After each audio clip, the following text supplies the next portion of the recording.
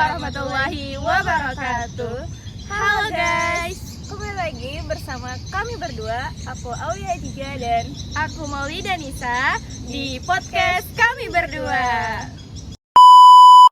Jadi kami di sini ingin sharing-sharing mengenai tugas Pancasila yang sudah kami jawab berdua.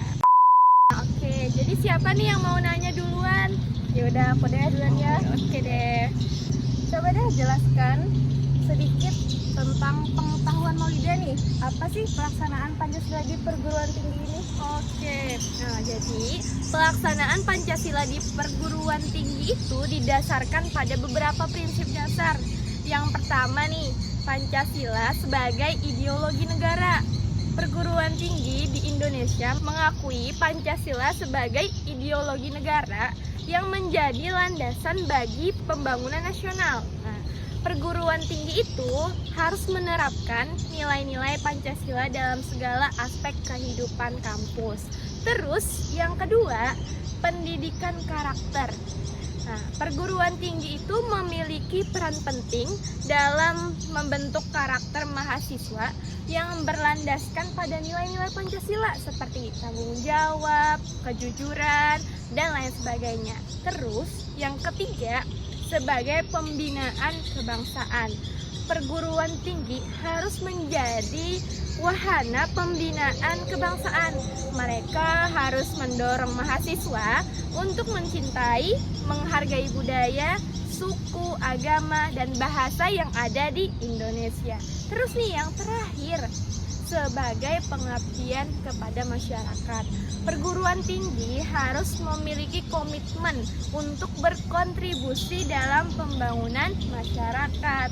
Dalam pelaksanaannya, perguruan tinggi harus mengintegrasikan nilai-nilai Pancasila dalam kurikulum, kegiatan mahasiswa, dan kebijaksanaan kampus. Nah, perguruan tinggi juga harus menciptakan lingkungan yang mendukung diskusi, refleksi, dan pemahaman yang lebih mendalam tentang nilai-nilai Pancasila.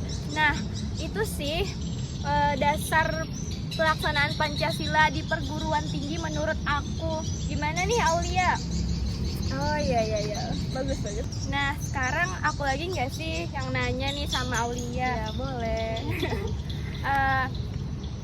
Jelaskan dong secara singkat Pancasila dalam kajian bangsa dilihat pada era kemerdekaan, Orde Lama, Orde Baru, dan reformasi yang menurut Aulia deh, yang Aulia ketahuin.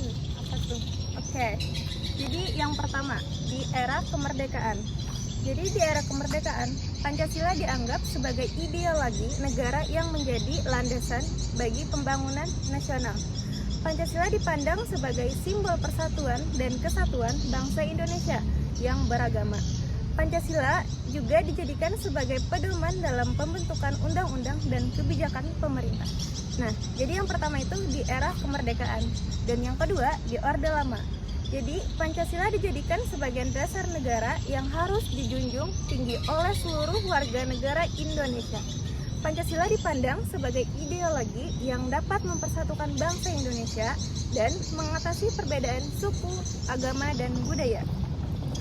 Pemerintahan Orde Lama juga mendorong pembangunan nilai-nilai Pancasila dalam pendidikan dan kehidupan masyarakat. Dan yang ketiga di Orde Baru, Pancasila dijadikan sebagai ideologi negara yang harus dijunjung tinggi oleh seluruh warga Indonesia. Pemerintahan Orde Baru menekankan pentingnya pengembangan nilai-nilai Pancasila dalam pendidikan dan kehidupan bermasyarakat. Namun, pada masa ini juga terjadi penyalahgunaan Pancasila untuk kepentingan politik dan kekuasaan. Dan yang keempat, reformasi. Pancasila dijadikan sebagai dasar negara yang harus diimplementasikan secara konsisten dan jujur seluruh warga negara Indonesia. Pancasila dipandang sebagai sumber nilai dan moral yang dapat membentuk karakter bangsa Indonesia yang berintegrasi dan berkepribadian. Pemerintahan reformasi juga mendorong pengembangan nilai-nilai Pancasila dalam pendidikan dan kehidupan masyarakat, serta memperkuat peran Pancasila dalam pembangunan nasional.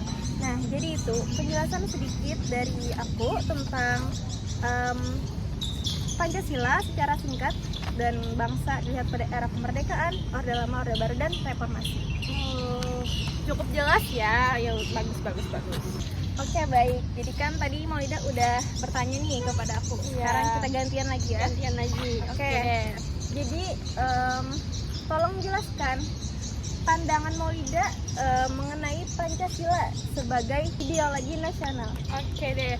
Menurut pandangan aku nih terhadap Pancasila sebagai ideologi nasional ialah dijadikannya Pancasila sebagai ideologi nasional negara Indonesia, berarti Pancasila itu menjadi pedoman untuk kehidupan bernegara setiap masyarakat di tanah air.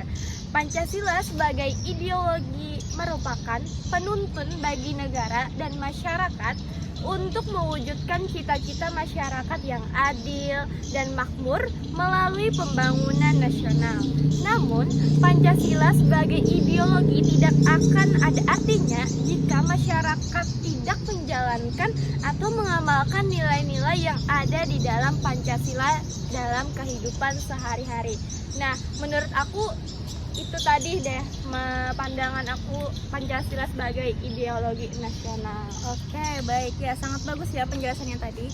Oke. Tadi kan Aulia udah nanya aku balik. Sekarang aku nanya lagi nih, kita balik lagi ke Aulia.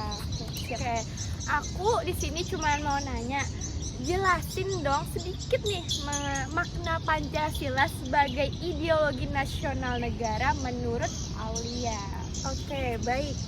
Jadi untuk menciptakan negara yang berdasarkan prinsip-prinsip tersebut, yaitu negara yang berlandaskan pada kepercayaan kepada Tuhan Yang Maha Esa, menghormati hak asasi manusia, memperkuat persatuan dan kesatuan bangsa, menerapkan demokrasi, dan mewujudkan keadilan sosial bagi seluruh rakyat Indonesia.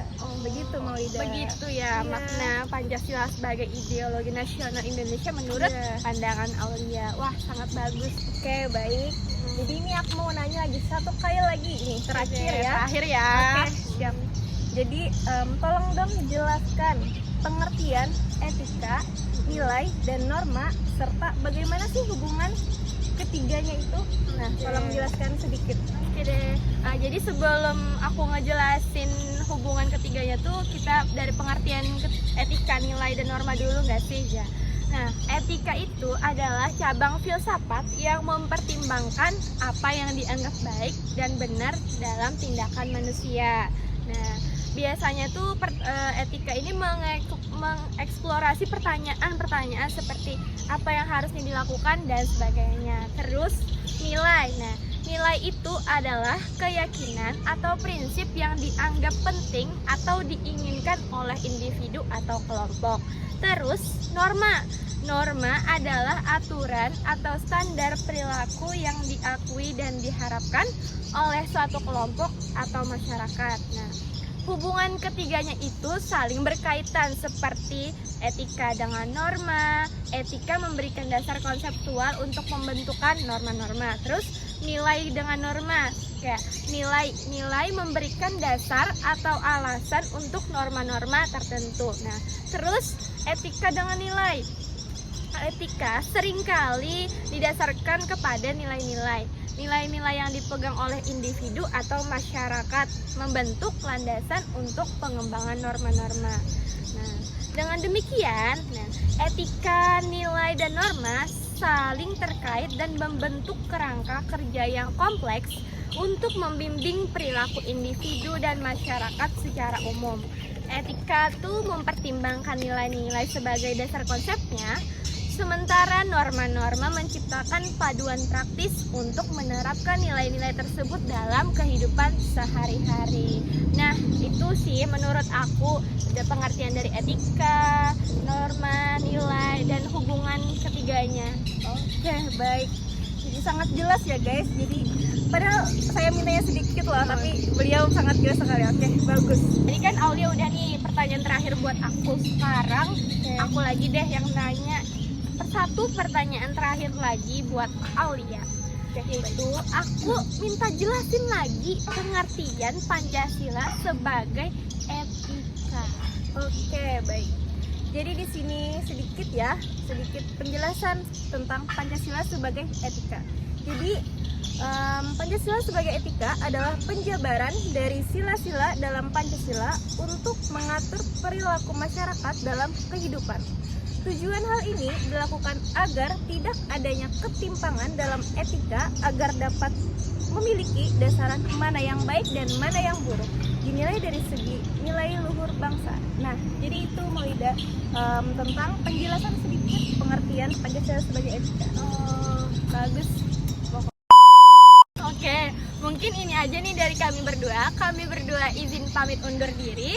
Aku Maulida Nisa Dan aku Aulia Aziza. See you in the next video. Assalamualaikum warahmatullahi wabarakatuh. Bye bye.